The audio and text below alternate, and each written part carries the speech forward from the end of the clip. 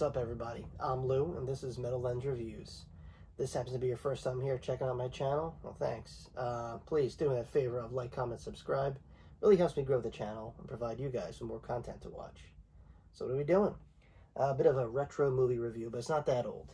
This one came out around like 2001, and it's called Session 9 by Brad Anderson. Let me show you the box.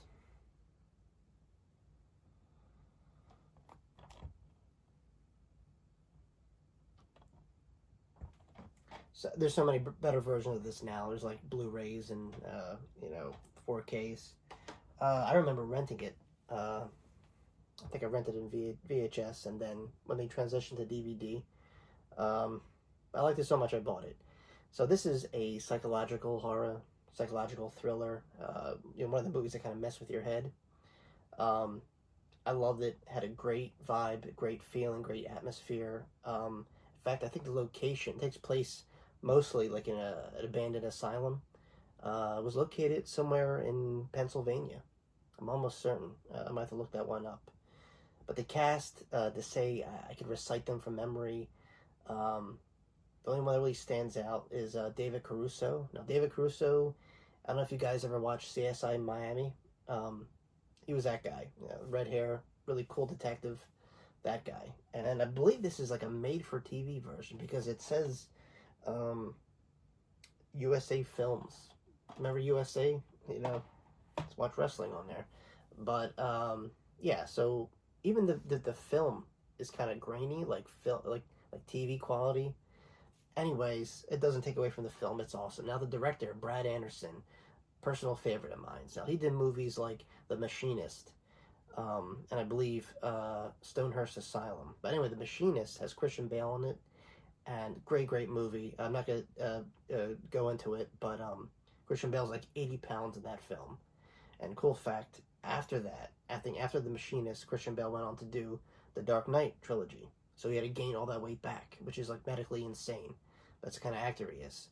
But anyway, I noticed like a theme in Brad Anderson's films. They have all this kind of psychological horror, kind of vibe going on. And I'm not saying all his movies are based like that, but the guy knows how to do a good horror movie. And, I think people should definitely check him out more because he doesn't get enough credit. Anyway, so the film revolves around this cleanup crew. They pretty much clean up like the dilapidated buildings, asylums, hospitals, and they get this job at this big abandoned asylum.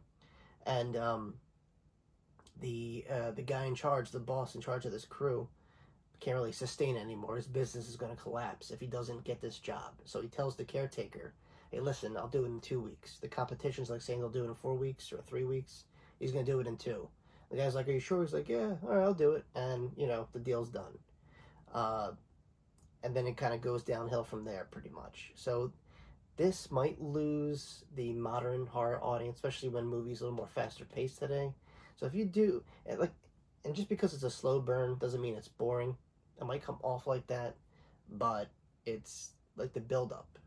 And it has enough psychological, head trips going on, like, what's going on here? Because you don't really know the background of this place or the characters. There's something wrong right off the bat, and you can't kind of quite place your finger on it. There's a very unease throughout the film, and you see it starting to affect the crew in small doses. Someone gets a little sidetracked and they're a little more interested in the history of the building, the patients. Another guy is like a lunatic, and there's something about the boss we can't quite put our finger on, but there's something not right. And when you see the reveal at the end that this guy completely lost it, how it builds up, it's perfect. It's a very well done movie. I love the atmosphere. It's just one of those films that I've watched multiple times with director's commentary because I'm a film nerd like that.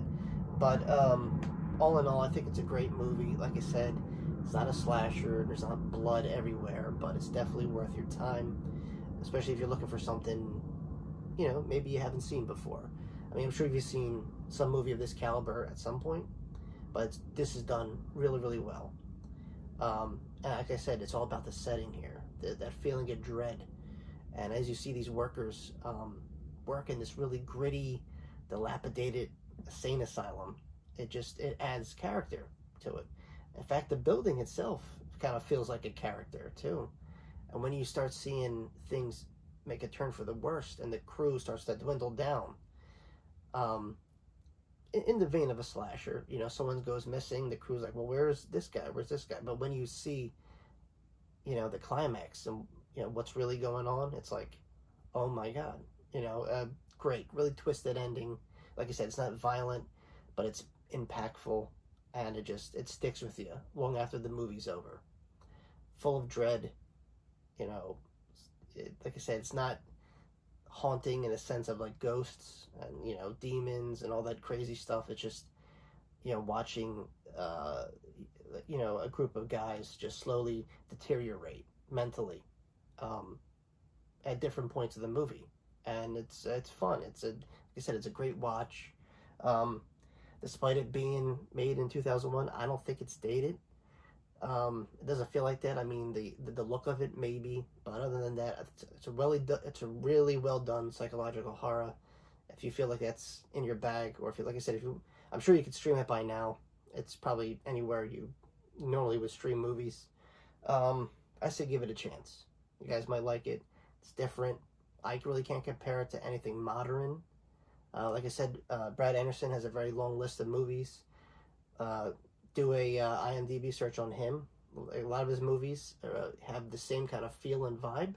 The Machinist I mentioned earlier is also another good choice from his catalog. But Session 9 will always be one of my favorite kind of haunting psychological films that, you know, leaves you still thinking about it after the movie's over. So it has that kind of impact, to me anyway.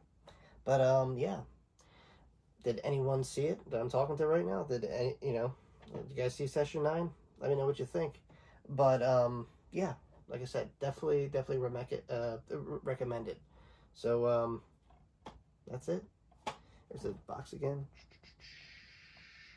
That's my little review. And if you made it this far and you liked the video, thanks. Please, if you haven't already, like, comment, subscribe. And as always, my friends, I will see you all very, very soon. Peace.